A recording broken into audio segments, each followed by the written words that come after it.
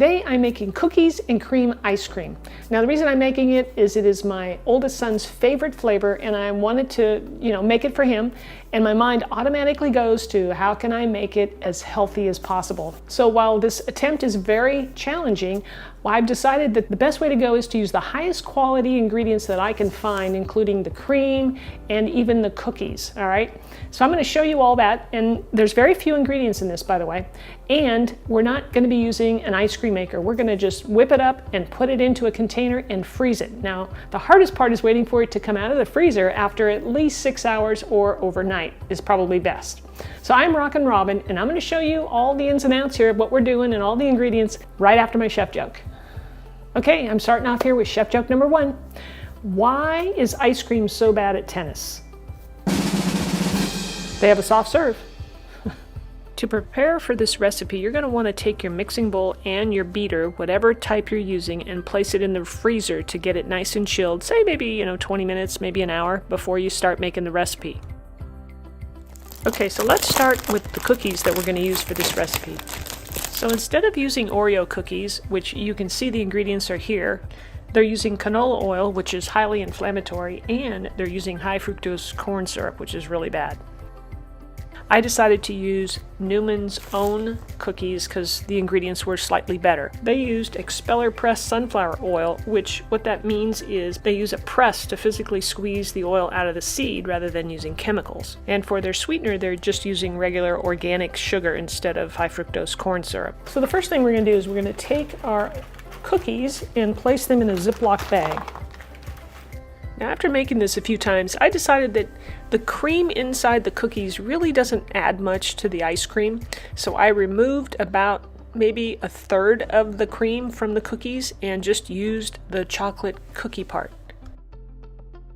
So remove the excess air from the bag and zip it closed. Take a rolling pin or some other type of device and pound away on those cookies. Now you can make them as small and as crumbly as you like, or if you like bigger pieces, just don't crumble it as much.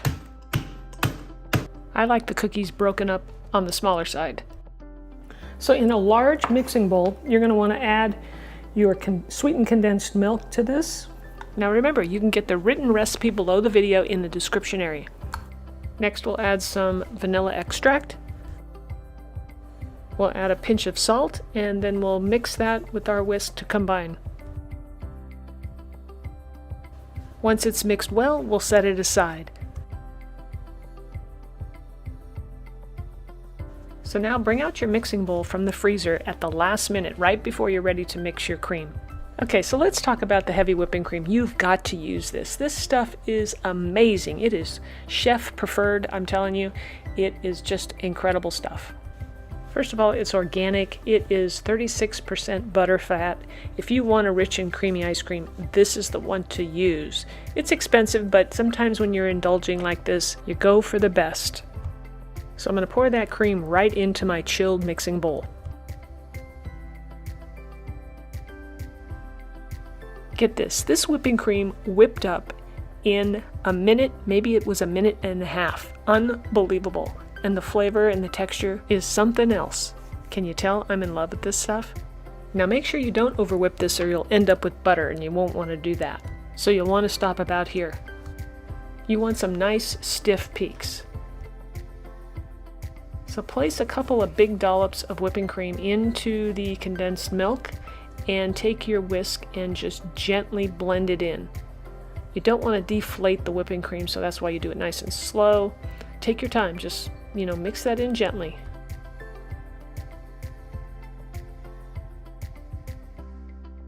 Once you have most of that mixed in like this, then you can go ahead and add the rest of the cream.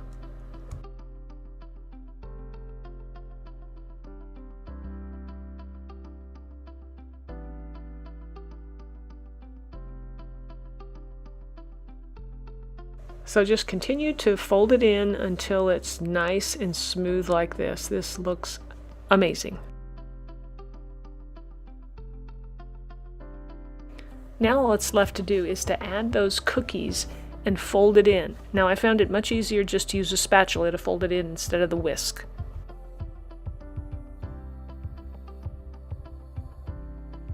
I have a 6-cup container here that I'm going to put the ice cream in, but you can use anything you want, as long as you have a nice snug fitting lid. And then take your spatula and smooth out the ice cream in your container.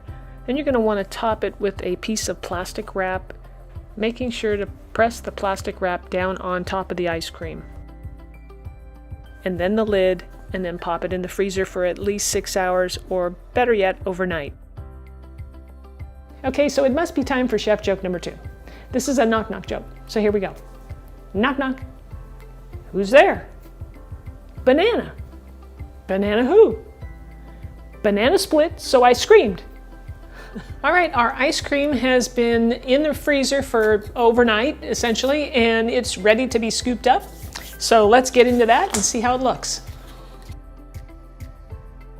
The ice cream's a bit firm after 24 hours in the freezer, so let it sit out for 5, maybe even 10 minutes before you try and scoop it up.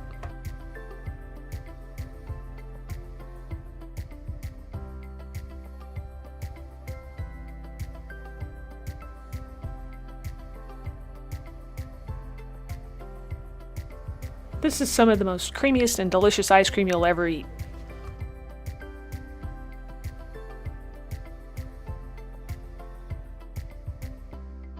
If you'd like to try another flavor of ice cream, I have a lemon one for you. I think you're gonna love. It's creamy, it's delicious, and you really can't find this flavor too often in the stores. So you can try mine. I'll leave the link right here for you, and you can check it out. Thank you so much for watching today. If you enjoyed today's video, smash the like button for me to let me know.